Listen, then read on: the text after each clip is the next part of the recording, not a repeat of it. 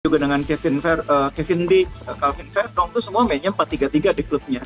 Jadi kalau misalnya Kluivert main 4-3-3 tuh bukan hal yang luar biasa dan itu normal karena memang sebagian besar pemain kita sudah akrab. Bersama begitu. Bagaimana mereka bisa beradaptasi nanti dengan skema permainan dari pelatih baru Patrick Kluivert ini?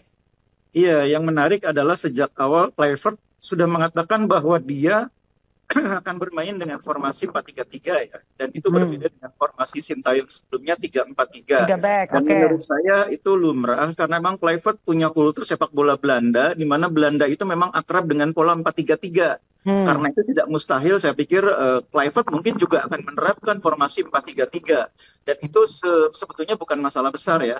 Karena sebagian besar pemain kita di klubnya juga main dengan formasi 4 back sejajar ya. Entah itu Jai Ijes, begitu juga Nemis Hilher, begitu juga dengan Kevin Dix, Calvin Verdong tuh semua mainnya 4-3-3 di klubnya. Jadi kalau misalnya Kluivert main 4-3-3 tuh bukan hal yang luar biasa dan itu normal karena memang sebagian besar pemain kita sudah akrab. Nah mungkin persoalannya cuma tinggal bagaimana menyiapkan 3 gelandang yang mengisi posisi di tengah.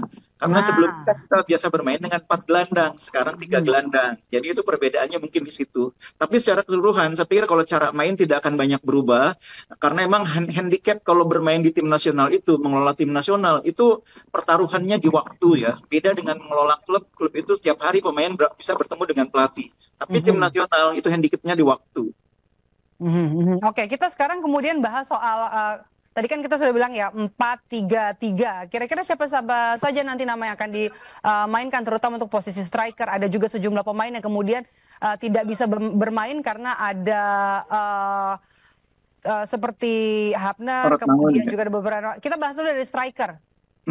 Iya, kalau bayangan saya dengan kita bermain dengan formasi 4-3-3, di depan itu Ole akan menjadi pilihan pertama ya. Karena memang selama ini dia termasuk pemain yang posisinya tidak ada yang bisa mengisi. Rafa Strike itu bukan striker memang pada dasarnya. Karena itu Ole mungkin akan mendapat kesempatan bermain sebagai starter. Nah yang menarik siapa yang akan bermain di dua sisi sayap. Karena Onak Marwan mungkin tidak bisa diturunkan ya.